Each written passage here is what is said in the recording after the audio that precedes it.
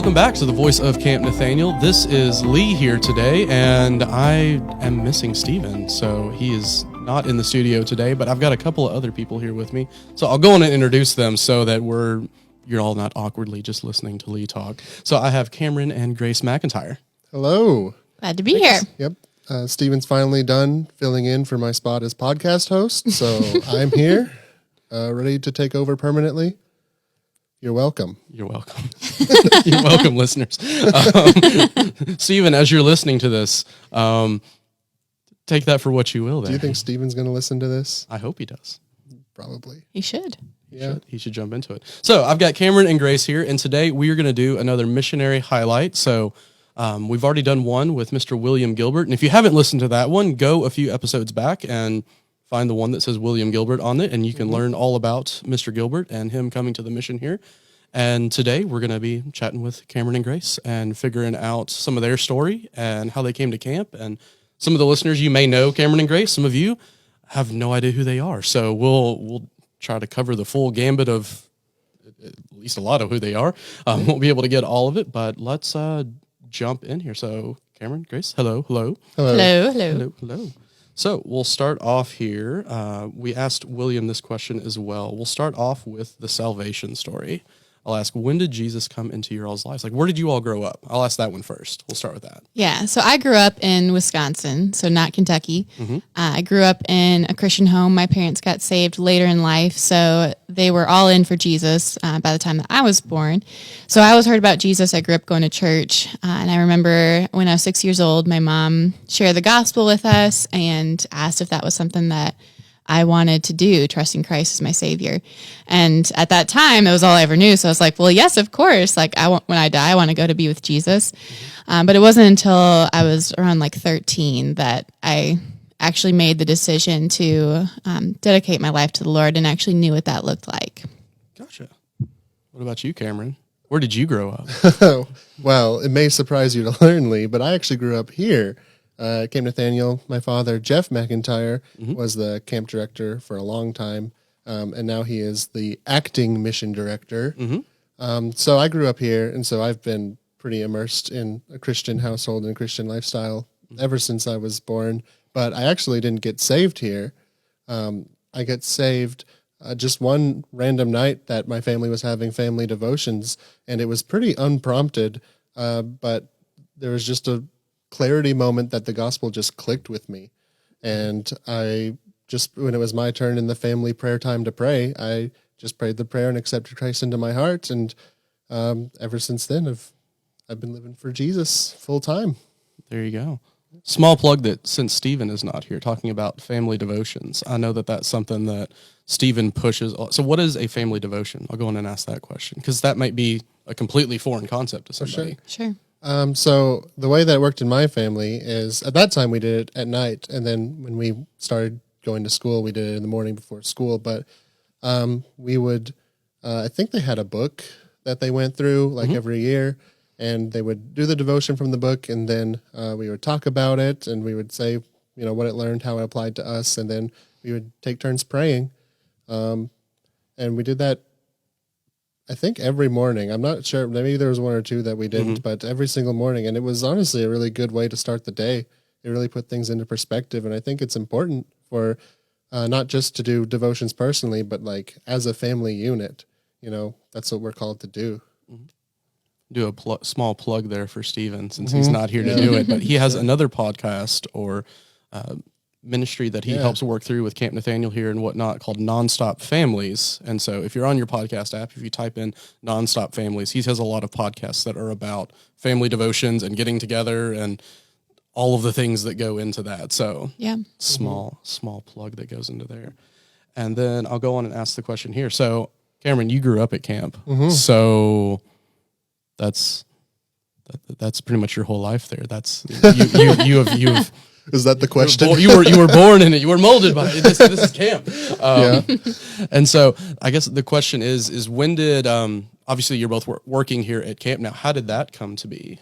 Just working full time? And that might play into, growing up at camp. What was it like? Maybe did you work at camp growing up? Oh yeah. I worked every summer all throughout high school and then all throughout college as well, except I think I missed one because I had to earn money to pay for college. College will do that. Yeah, it's not cheap. That's for sure. So yeah, I worked here. Even, I mean, as a mission kid, I still worked here. I just didn't get paid to do it. And then as a summer missionary, I still didn't really get paid to do it, but I did work here in an official capacity. But as a summer missionary, it was never like my dream to come back here and work here forever and full time. I really wanted to go out and experience other places because this was really all that I knew.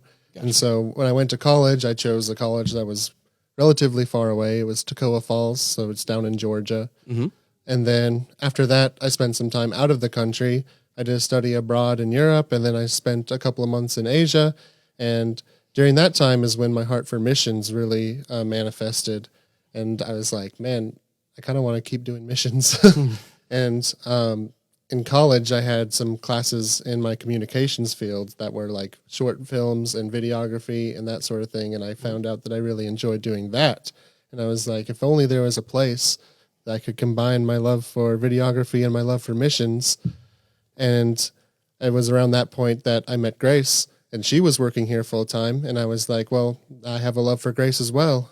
And so it kind of everything, the Lord in his sovereignty made everything line up that, you know, this was a place that had a real need for my particular skill set, especially going into, you know, stuff with the pandemic and everything where everything was remote. And so we need people that can do video.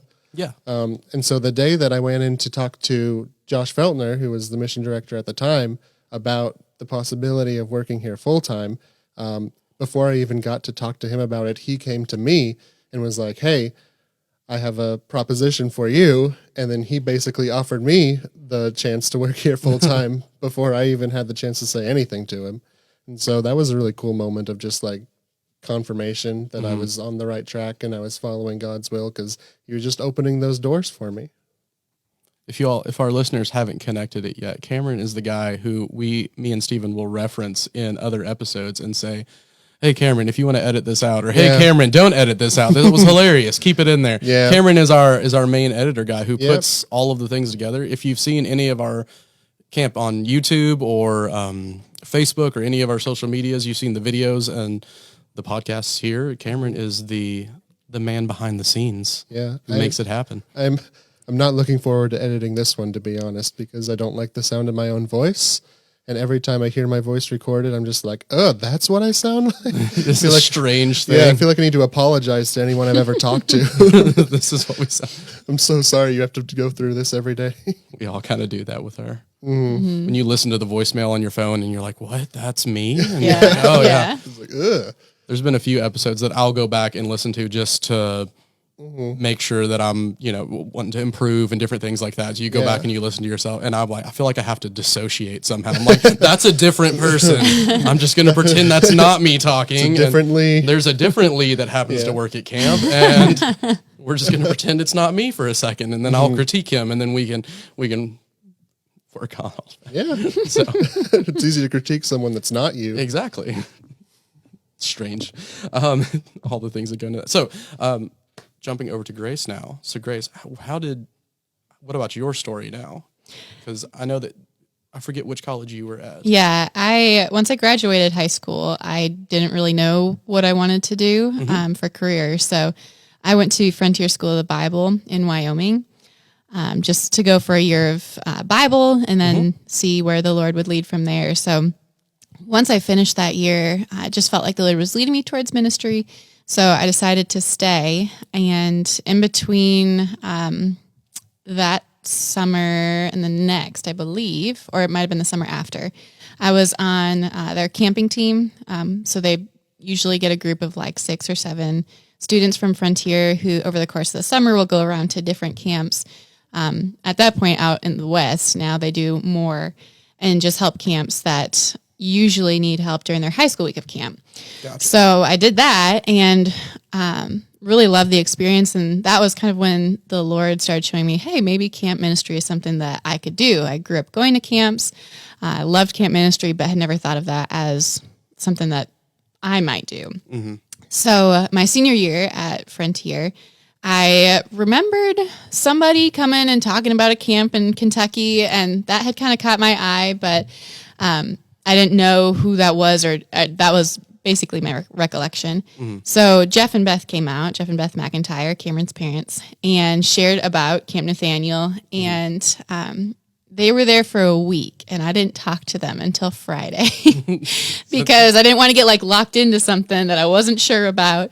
So I talked with them, and the program here really appealed to me, all the things that could be done throughout the year and how they could do that for an internship, which is what I was looking to do. So the Lord just seemed to be opening doors in that direction. And I thought, well, if I go to Kentucky for 9 months and it's a disaster, it's just 9 months of my life, that's okay. So I came down in 2017 for that summer, and then stayed and did an internship and just absolutely loved it. And so I came on full time in April of 2018. Gotcha.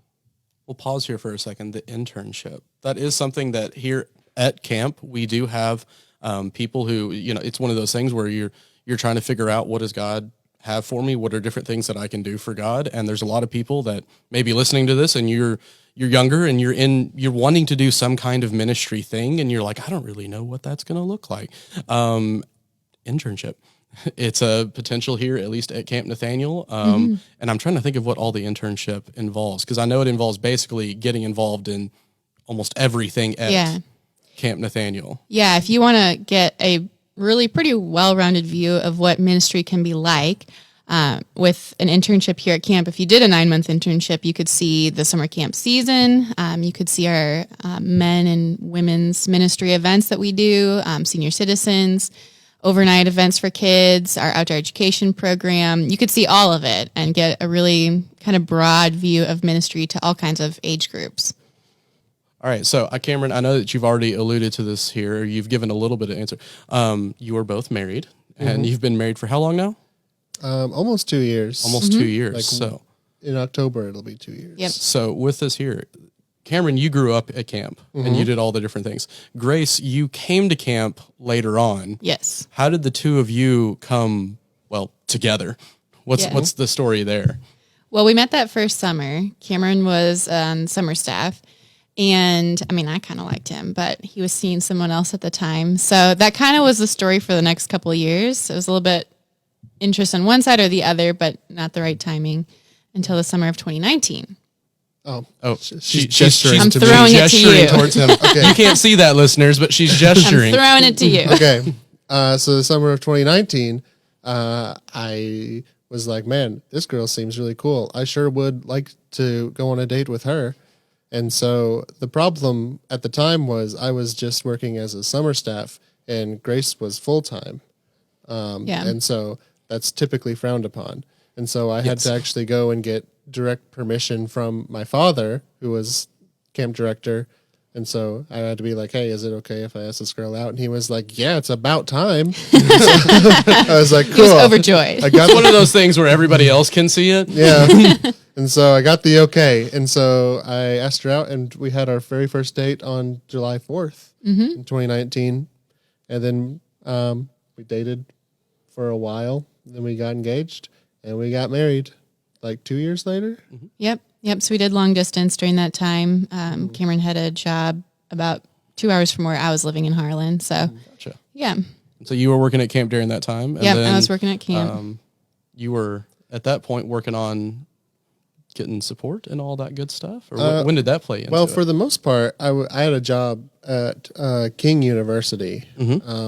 I was an area coordinator down there, which basically just meant I was in charge of RAs and student life and that sort of thing. Gotcha. It was a really good job. I enjoyed it a lot, but it wasn't what I wanted to do forever. I wanted to do ministry, and it was pretty far away. And when I made the decision to join camp full-time, that's when I started having to go back and forth a lot more, and I was like, I need to raise my support quickly so I don't have to do this anymore. And so the good thing is Grace was already fully supported, so I only needed to raise the support that was like the difference between a single and a married couple.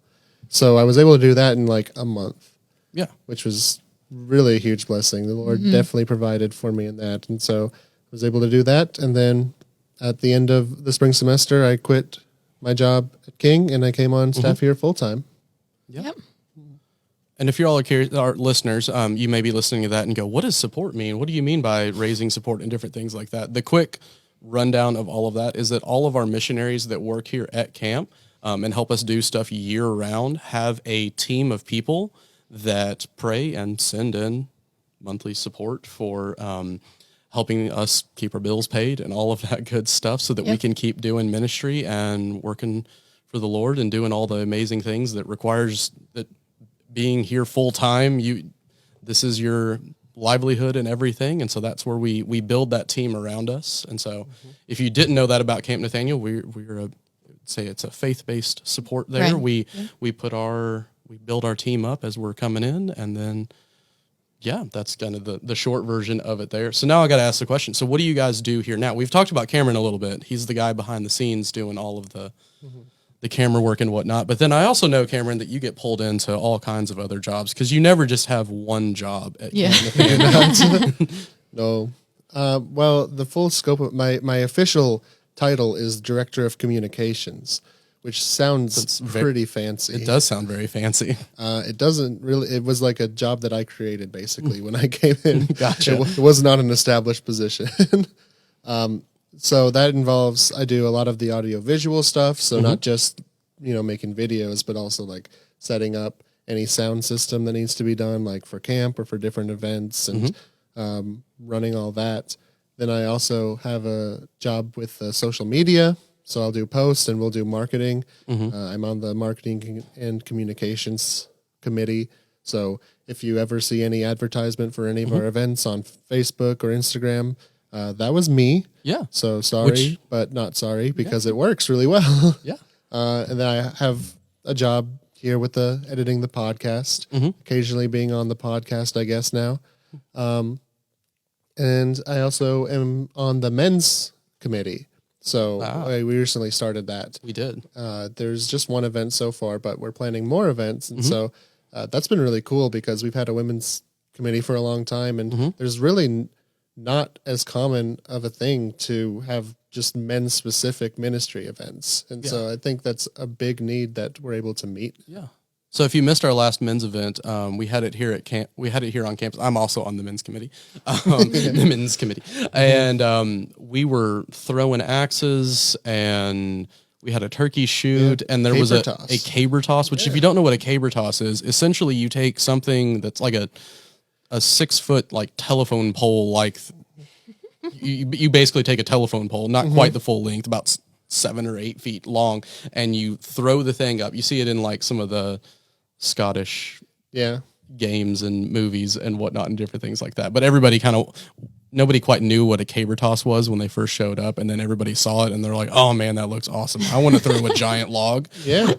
So we're going to be having more of those events coming up. I know that we've got a father-son event that we are planning right now. So all the dads out there, or if you're a pastor of a church and you want to encourage the dads in your church to grow closer to their sons, we're going to be having an event later this fall, and we're going to be planning even more of those just fun events doing manly things like throwing giant logs. Yeah.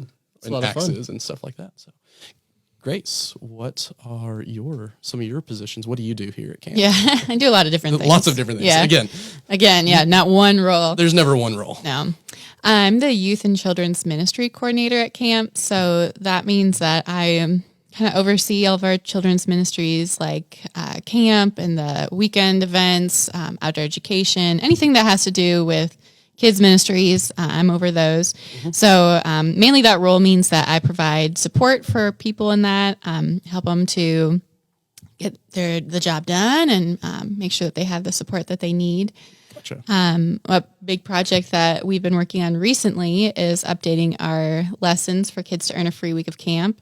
So that's something that I've been overseeing. And then throughout the year, I work with kids a lot to help them to get to camp for free using that program. We work with a lot of churches as well. Yes. That are connecting with that. So if that's something that you're listening to this and you're like, well, I would love to get my kid connected to the camp, and you're local in the area, come talk to us. We want to get you connected. We want to get you the resources, and there are ways to earn a free week of camp. Yeah, absolutely. Which we are actually, while we're recording this is our last week of camp this year, which is both exciting and sad a little bit. Yeah, and I know that you definitely. do some stuff with camp committee. So Yep. how is camp committee feeling right now, wrapping up the last week of camp? Yeah. You feeling pretty good about it all? Yeah, it's been a great summer. I'm with my position, I'm kind of on all the committees, but I'm more involved with camp committee. And it's been a really great summer. We've had a good group of summer missionaries that have done an awesome job. And I live in Harlan County, so this week there's a lot of kids from Harlan County. So that's been really exciting and fun seeing them here. Gotcha. But yeah, so it's sad, but it's also, we're all ready for a break from that intense pace for sure. Gotcha. And then last question that I've got here. I know that you've both, Cameron, you grew up at camp, so you have tons of memories here. So I'm going to ask for some favorite memories, or I guess the most exciting things that have happened. And then I know, Grace, you've been here for how many years now?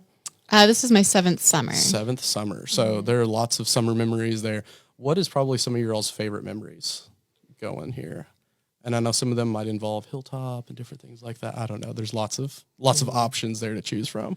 For me, there's a couple that stand out. One of the years I was working here just as a summer staff, I was a counselor for high school week, and that was a really fun week. I really connected with my cabin that week, and it's really special because sometimes you're a counselor and the kids just kind of don't open up, and there's nothing really you can do about that other than be there for them when they need it. But when it's really special when you feel a big connection. I'm still keeping contact with a lot of the kids that were in my cabin that week, and Awesome. it was a really good time. And then there's another time that I was a team leader, which is my favorite job to do at camp, at least as a summer staff. Gotcha. I was going to ask, was there a favorite job? Yeah. Team leading was so much fun. I'm not competitive at all, which makes it a lot more fun because then you don't care so much if you're winning or losing the game. But there's one week that we were in dead last all week long, and the kids were a little bit discouraged, and I was like, it's all right, we got this. And I just kept on encouraging them to say their verses, which is the best way to earn points for your team. And then the last day of camp with field day, we made a big come from behind victory. And then we ended up winning the week just because of all my kids saying their verses. And it was a crazy moment. We all went wild, and that was a really fun memory. I really like team leading. That's It's really a lot of fun.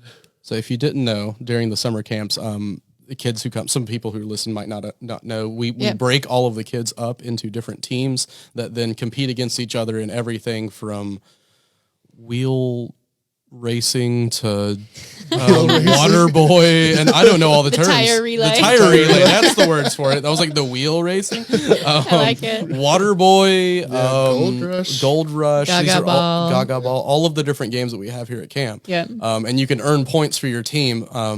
But being Scripture Memory Mountain Mission, memorizing verses, the points might be weighted a little bit differently. And if you can get your verses down, you could, I don't know, is it possible to get all of the verses and still lose the games, or do you still have to win, or is it a little bit? Well, it depends, because if all the other teams also say all their verses, then it's going to equal out. But it's definitely weighted so that verses count more than anything else. Yeah. And that's because we want those to get those into the kids' heads, into their hearts. The verses are what's going to last after the week of camp. All the games and the victories, they're done when they're done. But if you have the verses memorized, then that's something you can take with you. And in talking to previous campers, even campers who we'll get visitors from somebody who said, "Oh, I came to camp in the 60s or in the 50s, and I still have the verses memorized. I can still tell you my however many 100 verses I've got in my head." And that's just some of the beauty of just God's word and the way he operates and how we hide that down in our hearts and whatnot. So I'll continue the question though with favorite camp memories here. Yeah. One of my favorite camp memories was from my first summer. It was a grade school week of camp, and I had 3 girls in particular who were kind of struggling. They were a little homesick, and every night that would keep coming up. But on Tuesday night at camp, we always have a cabin campfire where the cabin all gets together, and you can share with them, and they kind of open up a little bit different. So I was sharing about just my journey in getting to camp and trusting the Lord and trying to use that as a opportunity to reach this cabin of girls, and one of them said, yeah, so God did that so that you would be here for us. And that was just a really cool connecting moment for me to see how God works, and like they were getting it, understanding it. And all three of those girls ended up getting saved. They did end up leaving early because they were homesick, but that was really cool. My favorite job probably was being a counselor. I was a team leader 1 week, and that was not my favorite job. We were the green team, and our team name was the Turtles, so we did not win. But I think they still had a fun time. But counseling has been my favorite job. Gotcha. Yeah, for sure. That is not the story of the tortoise and the hare. The tortoise did not win that week. The tortoise did not win. Sorry. We were thrilled to get third place out of 4. All right. Well, guys, thank you all so much for joining me today. Really excited to hear some of your all's story. Listeners, stay tuned here. We're getting ready to transition over to talking about some ministries that are getting ready to happen here at camp. So if you're wanting to know about all of those things, stay tuned.